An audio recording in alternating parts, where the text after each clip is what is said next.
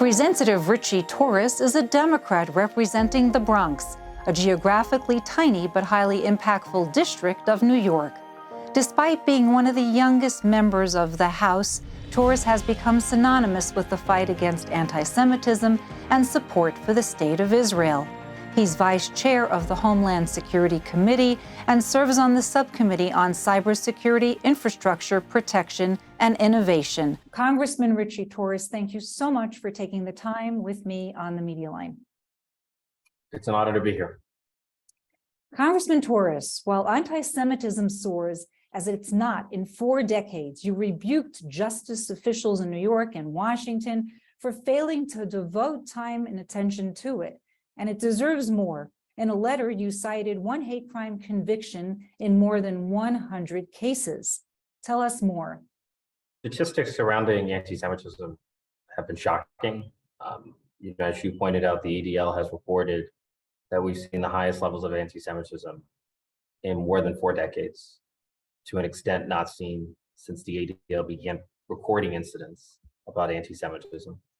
And then according to the FBI statistics, the Jewish community is the target of more than 50% of all religiously motivated hate crimes. And we've seen an outbreak of anti-Semitic hate crimes and hate violence in New York City, which has the largest Jewish population outside Israel. And so all of those signs are cause for concern. And there was an article a few months ago in Tablet indicating that since 2008, there have been probably about more than 100 cases relating to anti-Semitism. Yet only one person has been imprisoned or convicted. And so I wrote a letter to the Justice Department calling on them to investigate New York's failure to systematically prevent, police, and prosecute hate crimes. If you're a criminal who's intent on committing anti-Semitic violence, and you see that there's no policing, no prosecution, you're going to continue committing these crimes with impunity. And I worry that within elements of the Jewish community, confidence in the criminal justice system has been shaken.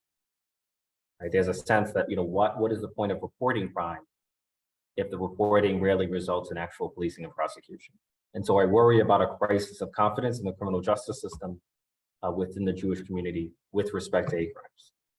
Experts have shared with us that there are copycatters. There's the danger of this when it comes to anti-Semitic acts. This, of course, is one reason that reckless statements by celebrities are dangerous. So you recently took on Kanye West over his anti-Semitic remarks. Every human being has brought something of value, especially Hitler. I love Hitler. Now, why did you get involved here? Well, we all have an obligation to speak out and stand up to extremism, including anti-Semitism, no matter what form it takes, no matter what direction from which it comes. There are those on the left who only speak out against anti-Semitism from the right. There are those on the right who only speak out against anti-Semitism from the left. I speak out against anti-Semitism from all directions because I have zero tolerance, no matter what form it takes. Kanye West is one of the most influential cultural figures in American life, in the world. He has more followers than there are Jews in the world. And we cannot allow his anti-Semitism to go unchecked. As a public servant, I have an obligation to forcefully denounce anti-Semitism whenever and wherever it rears its ugly head. And we've seen some of the crudest expressions of anti-Semitism from Kanye West. You don't get anything cruder than praising Hitler. Do you trust your news sources? Are you tired of one-sided reporting? You need to know the Media Line to know the Middle East. The world needs news you can trust. The Media Line is the first independent, non-profit American news agency covering the Middle East. Now in its 20th year, it's the best-kept secret in the news business. Support the trusted Mideast news source today by going to themedialine.org. You challenged Kanye West to visit Yad Vashem, where they document incidents of anti-Semitism and what the Jews went through during the Holocaust and many of these issues. Do you think that he's going to take up the challenge? I can only hope that he will, because he's a man whose heart is consumed with hatred. And he should understand the profound evil of Nazism, the profound evil of Hitler, he should go to Yad Vashem. He should go to the Children's Museum in Yad Vashem and understand that the man whom he claims to love is responsible for the systematic murder and slaughter of 6 million Jews, including millions of children.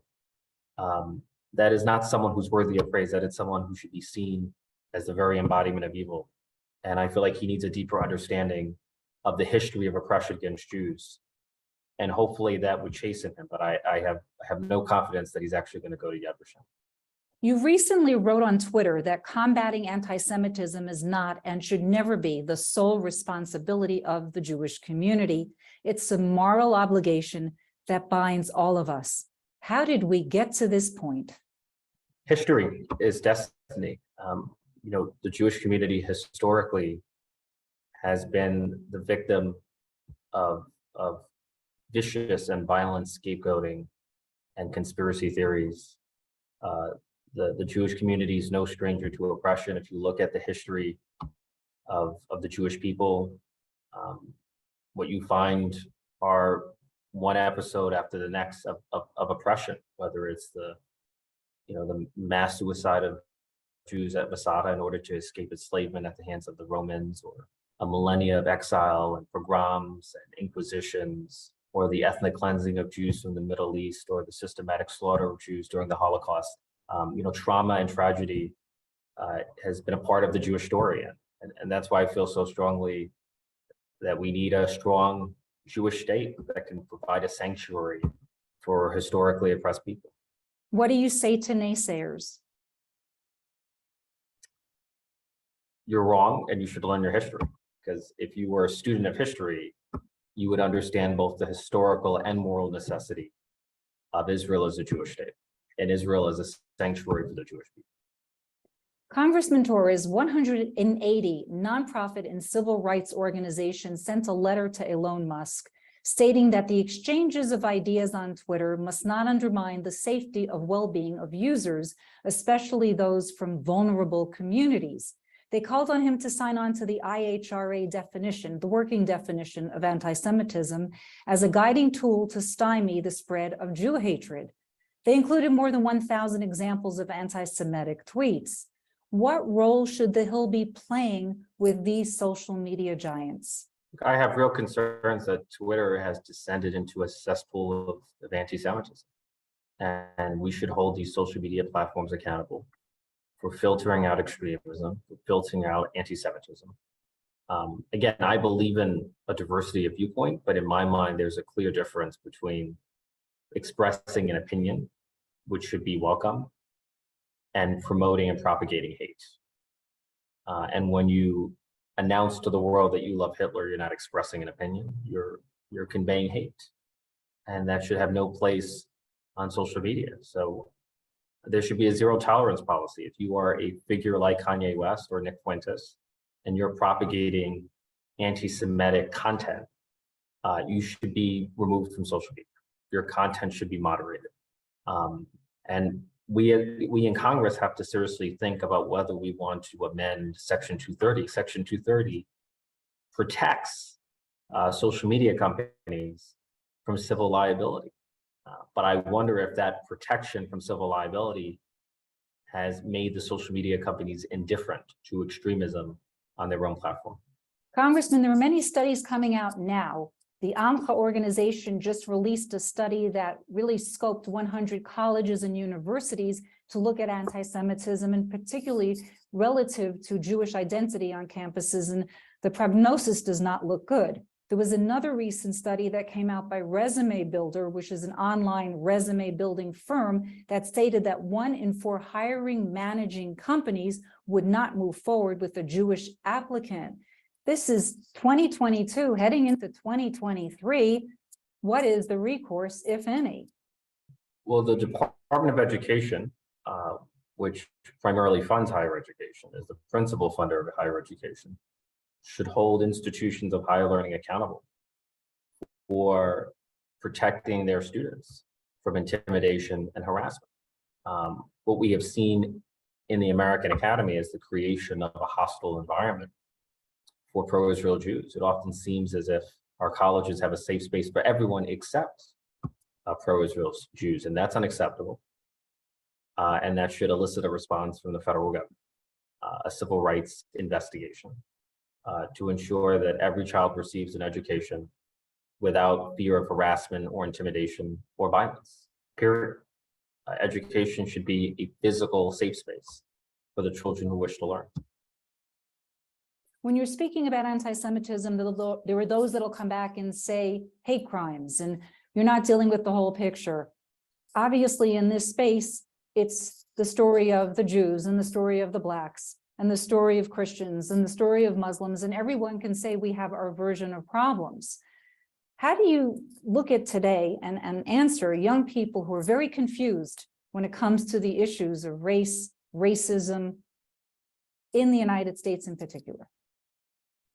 I think we should start with the founding principle of our country, which is we're all created equal. We all have equal moral worth and dignity. We all should command respect and dignity. And out of that comes an obligation to fight extremism, no matter what form it takes, to fight racism. And make no mistake, anti-Semitism is a form of racism. It's anti-Jewish racism, and it's unacceptable. And we should have zero tolerance for it. And people often ask me, why do you care so deeply about fighting anti-Semitism? And they're asking the wrong question. Why wouldn't I care is the right question. Like, for me, there should be nothing puzzling about me as a Black person fighting anti-Semitism, just like there should be nothing puzzling about a Jewish person fighting anti-Black racism. We are all in this together. It's a recognition of our moral interdependence. You are known for your love of Israel, and you have been noted for not joining other progressives such as the Squad. Why? I'm independent, and I call myself a pragmatic, pro-Israel progressive, and I come to my own conclusions.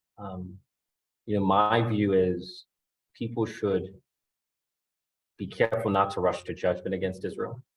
That before rushing to judgment, you should actually go to Israel and speak to both Israelis and Palestinians, and within Israel, speak to both Jews and Arabs, and listen to a variety of perspectives, and then come to your own conclusions. But what I often find is that people who know nothing about Israel, who know nothing about the region, have some of the strongest opinions and are quick to demonize Israel as a Jewish state. And so much of the criticism comes not only from malice, but also from just sheer ignorance. A few years ago, the New York City Democratic Socialist of America circulated a questionnaire